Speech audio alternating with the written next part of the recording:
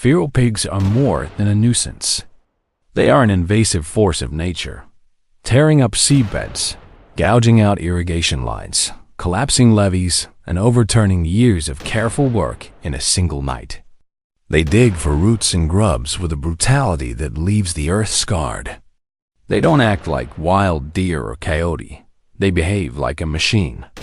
And when they're cornered, they'll fight with a ferocity that can surprise even the most seasoned hunter. Over the last few years, I learned to become a hunter not for sport, but for survival. The work is methodical and ugly, a necessary dot we fight with traps and guns. But the war is fought as much in advance as on the day itself. My trap of choice is a corral trap, a circular pen built from heavy wire mesh panels about 1.5 meters high, with a drop door that snaps shut when triggered. We bait it carefully, whole corn, crushed grain, and sometimes fat or fermented mash, even a splash of old wine, because pigs have an astonishing sense of smell. The sweet scent draws them. Their curiosity keeps them coming back. But bait alone won't win this war. Patience does.